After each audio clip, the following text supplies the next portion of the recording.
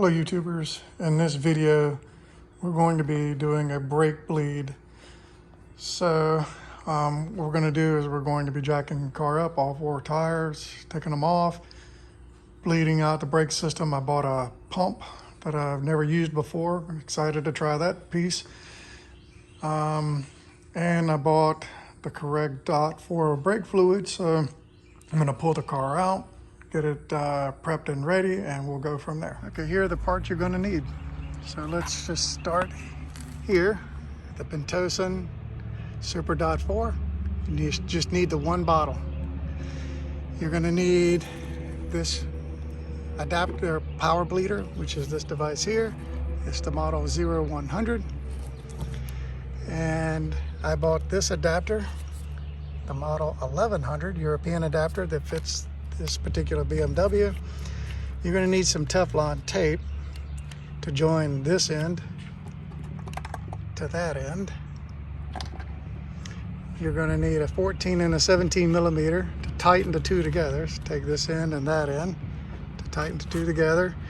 You're going to need the 11 millimeter to loosen the brake bleed nipple on the brake calipers.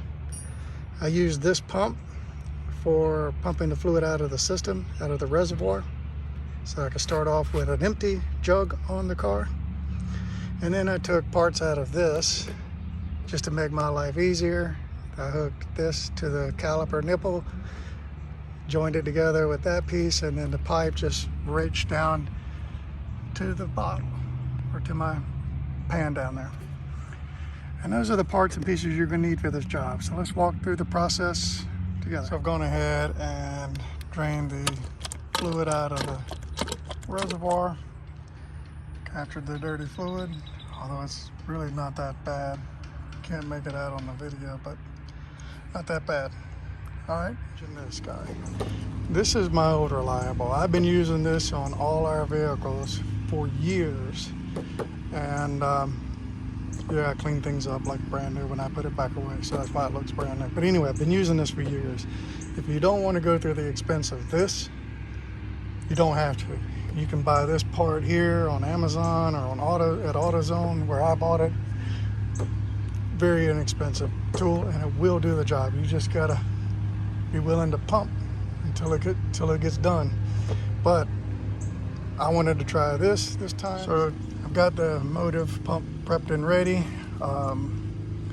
attached with the European connector to the pump at the joint here. I use Teflon tape at the joint, and I'm getting ready to pump it up to 15 pounds and then go to the back wheel. So far, that's all I've done. I'm getting ready to pump it up, pressurize the system, and then go release it at the back and drain the fluid out. So what's in it is one of these, 1 quart. That should be enough to complete this job because we've already siphoned out all that we could out of here. It's just pushing it through the system and it'll get easier. So I'm going to pressurize the system. Can't do that one-handed, and then we'll meet at the back corner. Back passenger. So the system is pressurized, 15 pounds per the recommendation. Everything is ready. Okay, I've connected up my old setup here at the nipple side, at the passenger rear. Getting ready to let my fluid drain, and takes an 11 millimeter wrench, and I'm going to open up the valve.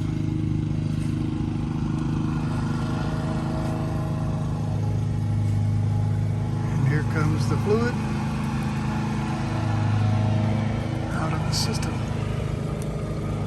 What we're looking for is to monitor the color so that we can ensure that we're getting our new fluid through the system. And again, this fluid does not look bad at all. Normally it would be black, but whoever owned the car before me took time to have the system bled.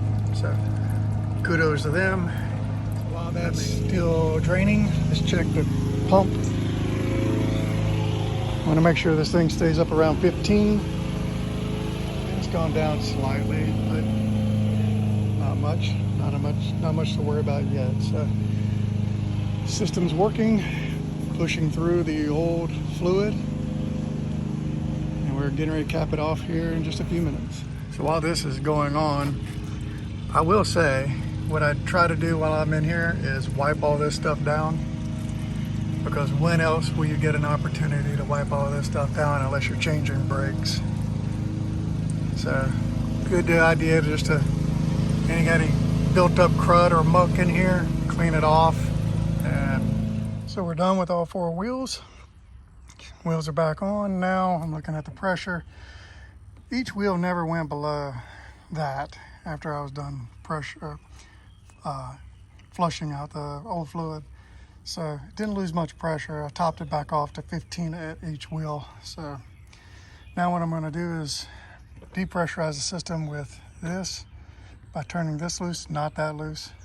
Turn this loose to depressurize the system. Then I'm going to top off the fluid in the tank with what's left in here, and then job is done.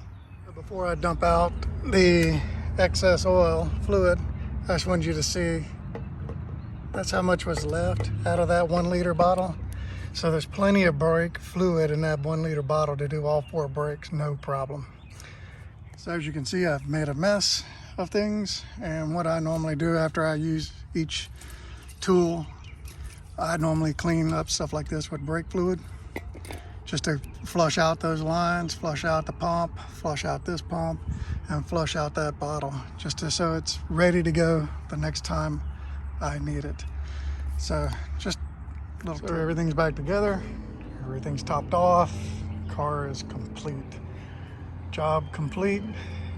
Another thing off my bucket list. If you like the video, like the video.